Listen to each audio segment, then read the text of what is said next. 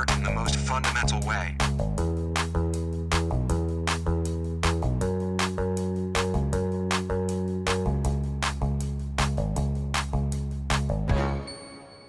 So without further ado, I'd like to take you through a small presentation about VR and art that Daniel started really nicely at the beginning, but maybe Daniel, you could help me, like, you know, because you kind of, we stopped there, maybe we could just try to continue that conversation that you started this afternoon. Can we have a microphone for Daniel, please? But one that is working. One test. I think this one might be the one. Let's check it. So no one is introduced you, so I will do that then. Dado Valentic is a virtual reality expert, I would say, okay. Who works in many different contexts, very commercial, mainstream kind of contexts, where I know some of the best known films, and I mention it, and Dado says, yeah, I did that. And then, you know, we talk about it, and you say, well, I did this and this and this and that. And you cannot imagine how many people are involved in those big films. And without real experts, they wouldn't happen. And here's one of them. The interesting thing with Dado, for us here, I mean, there are many interesting things. We're talking about new technologies, and most of us have, I mean, now I speak about, for myself maybe mainly, I have very superficial knowledge of what they really are. I have looked at some augmented reality pieces. I've seen VR. And Dado will present a new project, relatively new, where I have been just a millimeter involved when it comes to linking these people to interesting artists, some of the best known artists in the world, actually. And I don't know exactly what you're going to present now, but I guess you will, I hope you will talk about what it is to introduce these artists who happen to be the best known practitioner in their field, but no experts in your field, and what happens when someone like Marina Abramovic gets the tools and the support of someone like you. So that's my introduction of you and what I hope you will talk about. Okay, good. Yes. Well, you know, to be honest, I didn't necessarily prepare like a hugely for this presentation. I have got some slides together, but I have left them pretty open to be able to, like, you know, drive this presentation in direction that would be interesting to you. So I hope, you know, thank you, Daniel, for, you know, putting me in the right direction. Basically, as you said, you know, my background is in film. I am color scientist by profession. I used to work many years as a colorist. And Warner Brothers is still a very good client of mine. And I have actually got an opportunity to leave the world of commercial film after all these years and start working with artists, and I had the best time of my life. This is what I can tell you. I think this was the best thing that happened to me. I think I could not have believed how great it was to work with artists and, you know, to experience this. And I will try to maybe give you a little bit some behind the scenes to what happened, and also like how beautifully, you know, artists think. You know, there was a lot of discussion this morning about, you know, this relationship between art and technology. I guess this is the kind of theme of the day. And you know, I have to tell you my opinion, you know, kind of to summarize already at the beginning. I think that today art is doing a favor to technology by being involved with technology. I think that technology is benefiting so much from the fact that artists are interested in technology and are trying to experiment with it. And just to try to explain you why. So if you basically put like a most amazing scientist or, you know, technologist on a job, you know, one thing you need to give to them is a clear target. You know, so if you're like working as a film director, you need a target to make X many millions and so many people to see the movie, and how to make it mostly like commercial or successful. If you put a programmer, his job is to write the best code that's going to write the fastest without the smallest glitch. So they need like a clear targets.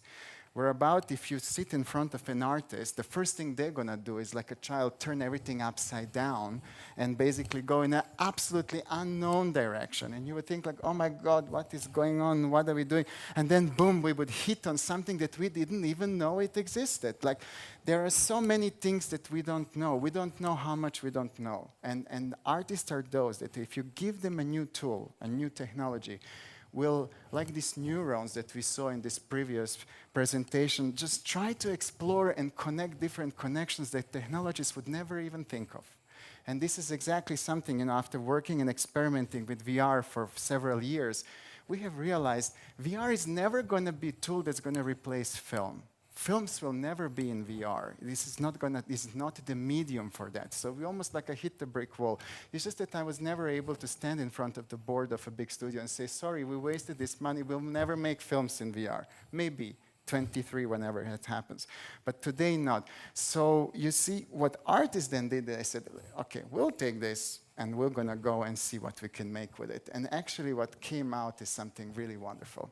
The reason also why I was insistent that the logo of the company called Acute Art, that is company responsible for all these artworks, is A square, is because everything that happens today in technology happens on an exponential basis. And also, it's like in physics, like with light, everything's exponential.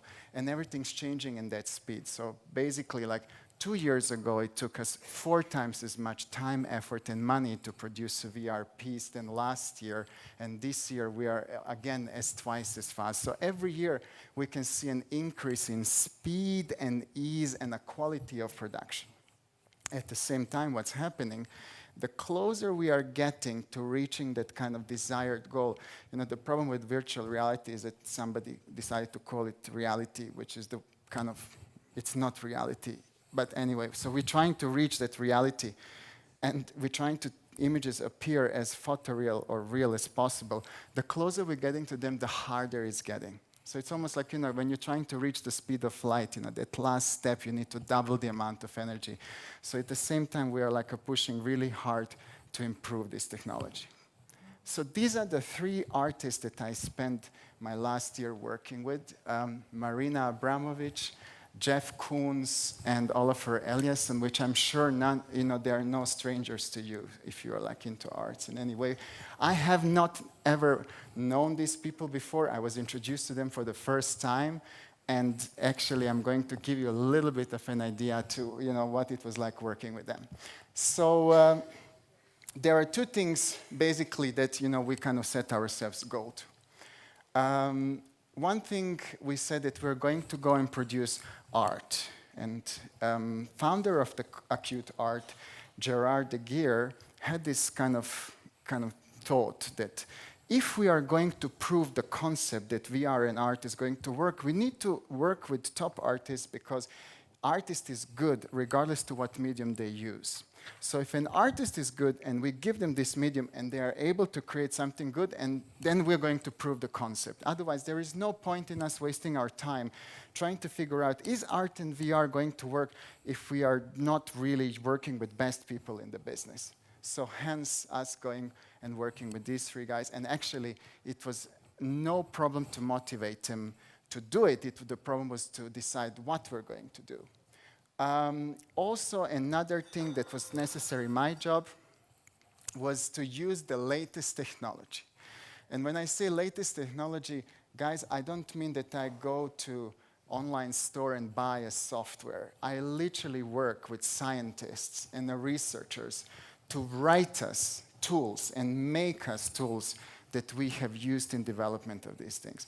The development of VR pieces was also development of tools necessary to create those pieces. So we were really digging deep, deep into scientific studies in order to be able to develop these tools. Okay, so I'm going to play a little trailer. We launched also an online gallery just before Christmas. It is still in a beta. I might give you details later where you can find it if you have your own VR headset, but it is just going to give you a little idea to what we have published just a few weeks ago. And we can turn the sound up a little bit.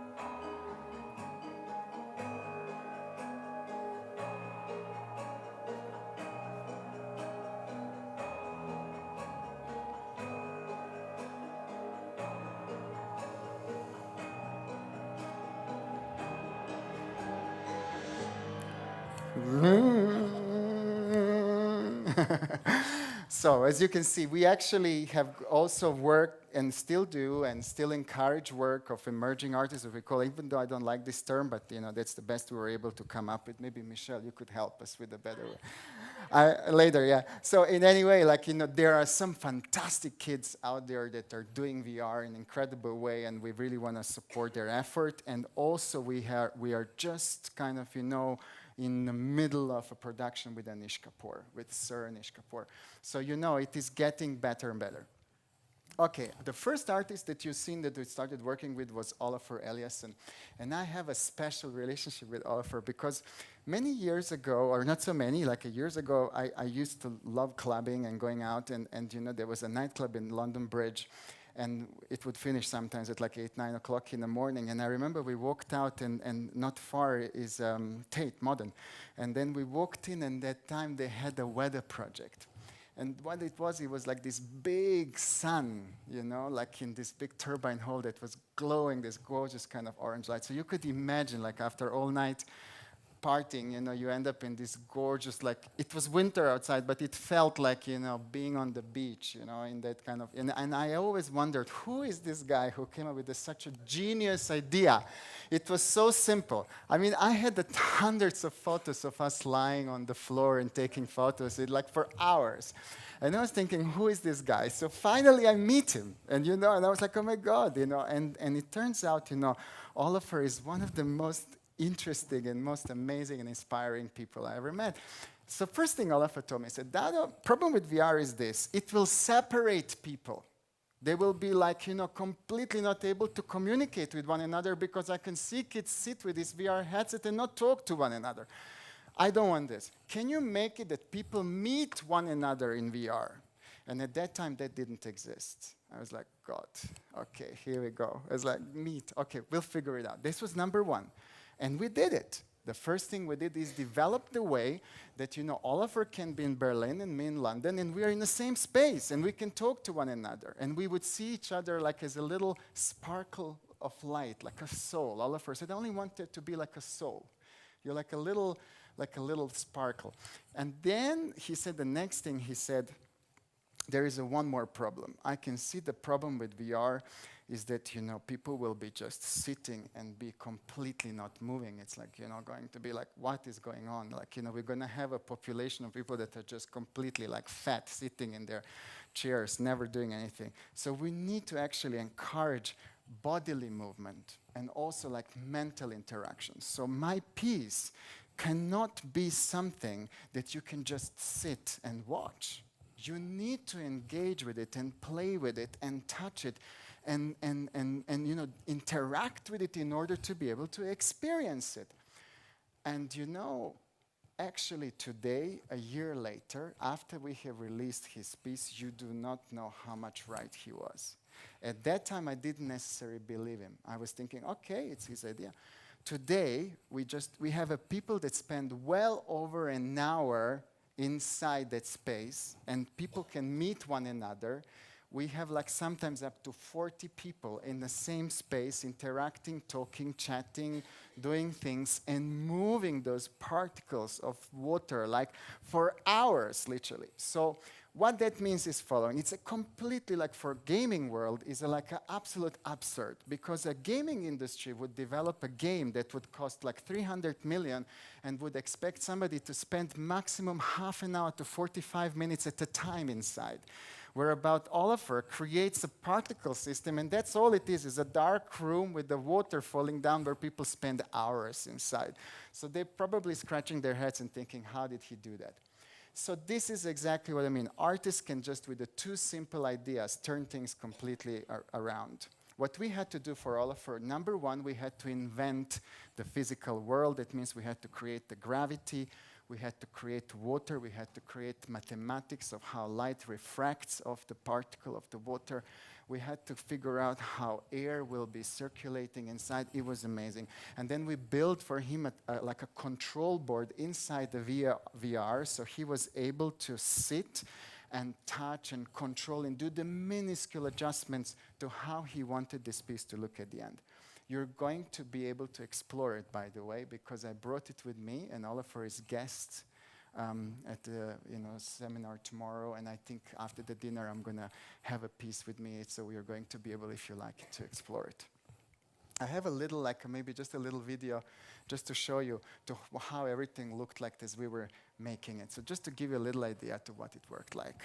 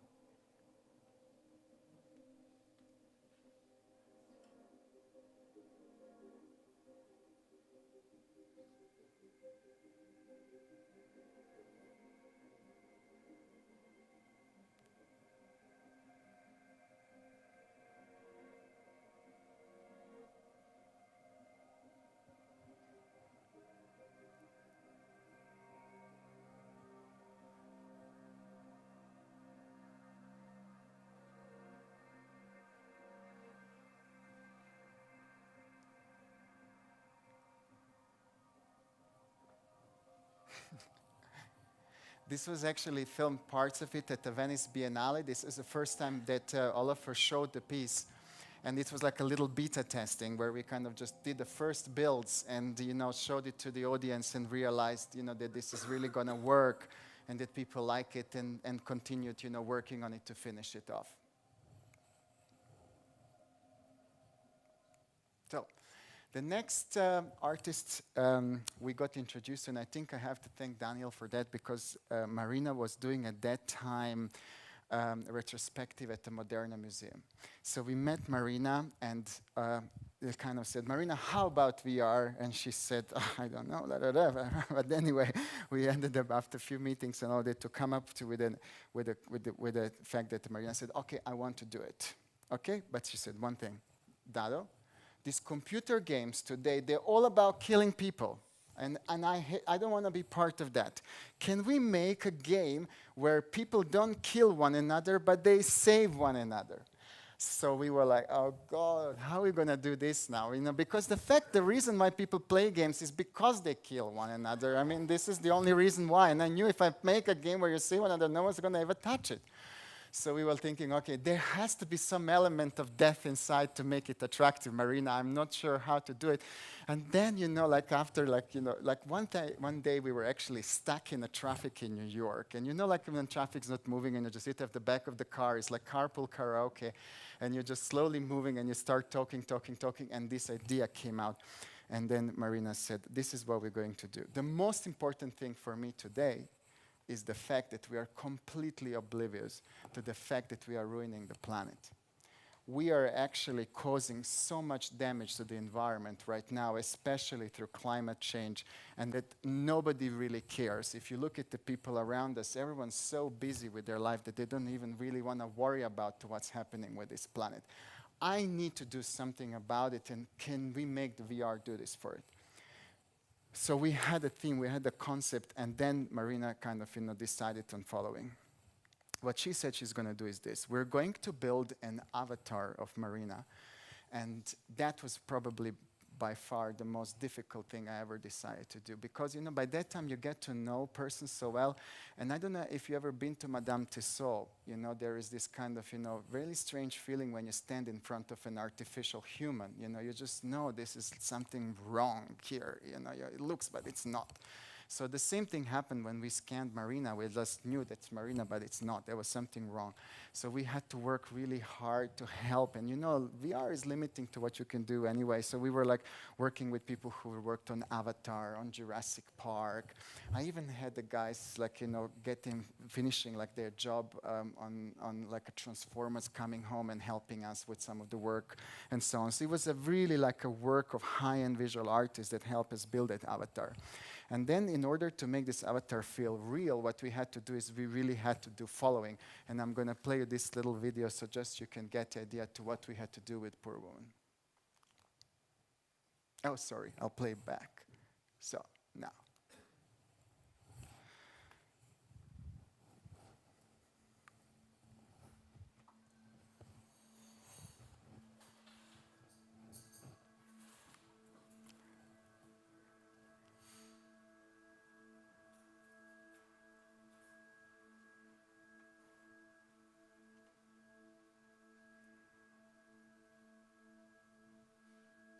By the way, she never did this before. She never dived before. She was afraid of putting her head underwater, and we had to have 2 divers pulling her down. I had emergency services on site as well, rescue divers. And, it was like a serious, effort to film her underwater, track her, what she was doing, her body. She was wearing this really deep mask on her face so we can capture her facial expressions.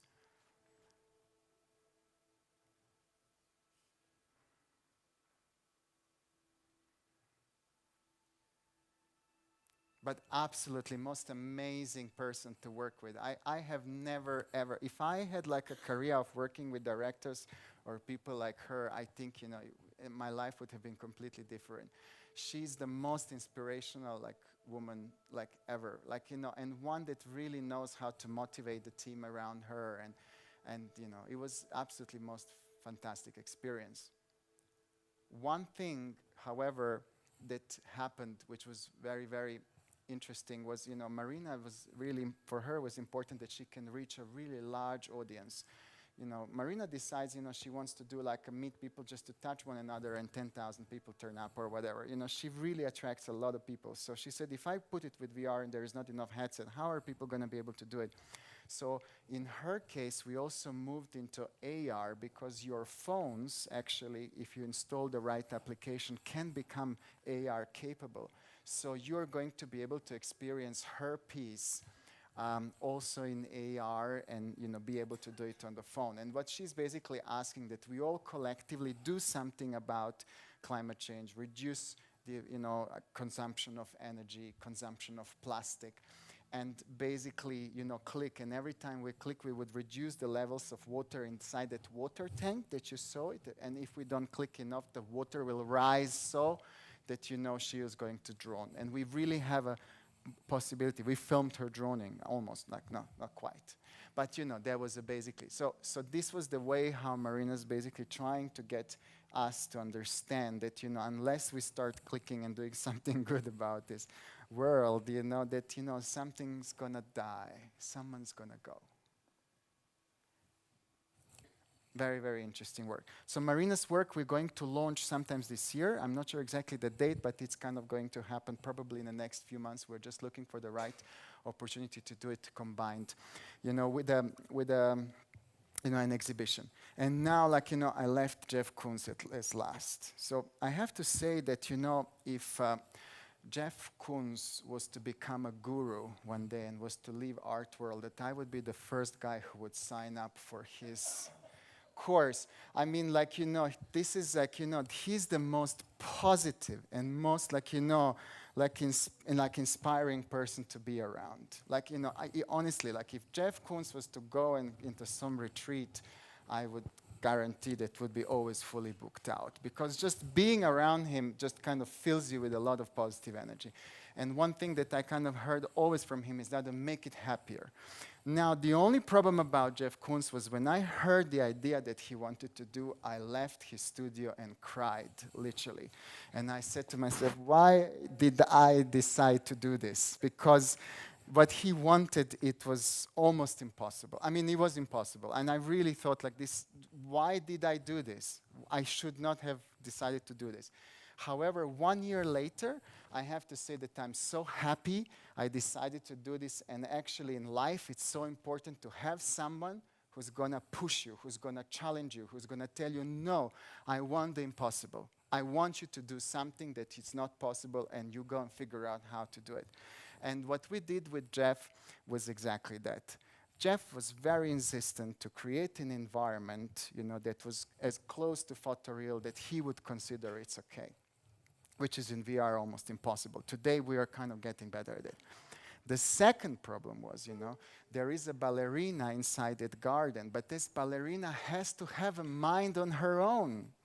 She's not programmed like a video game. She's not something that you watch a video and she does things. She is completely autonomous, and you will be able to experience her depending to what mood she is.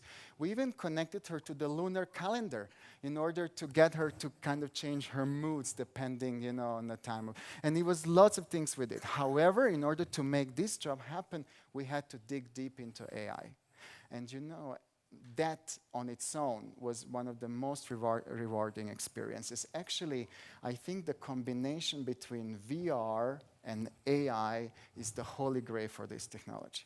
I think the moment we combine these two things, we're going to see actually where the real power of these things is. Because the moment, if you go to good VR games, it's still a game, it's programmed and something's happening. But the moment you create an AI and deep learning algorithms in there, it all happens depending to what you do inside. So you are kind of know that you are affecting it, but it's not really happening that you can understand why it's happening. It's very interesting, and that's another level of realism. I mean, one thing that I realized that the reason why we love our reality is because we can't control it. We think we can, and we hope we can, and we think that we know what's going to happen tomorrow. But the fact is, someone somewhere could just do something, fire up a nuclear bomb or whatever, and our reality would change completely. We really don't have a control over our reality, which is why we like it so much. And with VR is the same. The moment we take the control of the reality away from the viewer and let the viewer still kind of feel that he's affected or can affect it, you create an interesting concept of being interestingly attached to the subject. I'm going to play you just a little video to how we worked with Jeff and what we do. We had to work with an interesting ballet dancer from New York Ballet, and she did a fantastic job to giving her moves to his frightening.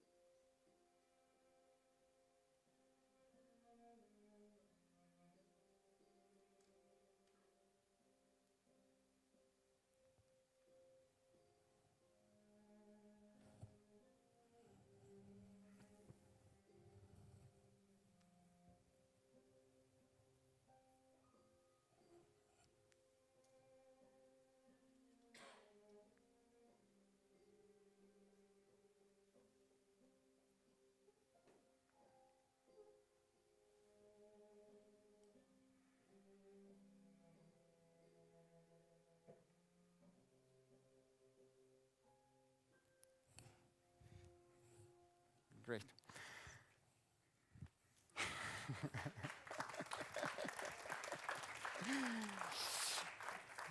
And I can promise you there are much better things coming. I mean, it's just getting better and better. The technology is getting better, and also, I think we are also finding artists that are, thinking in a different way and creating even more interesting pieces. So I think, this whole area is going to get very interesting. But, I have to say, I really have to thank a lot to the scientists who were actually really working and helping us, and created this kind of ground for us to be able to do it. And I'd like to introduce, one person that we haven't had the opportunity to work with, unfortunately, but it doesn't mean that we're necessarily not going to work in the future. And this is Nicholas Henholz from EDFL and ICA Lab. So Nicolas, I would like to hand over to you so for you to give a little bit of an insight what work you guys do and how you are actually helping us, be able to start with everything we do. Thank you very much. Thank you again. Thank you.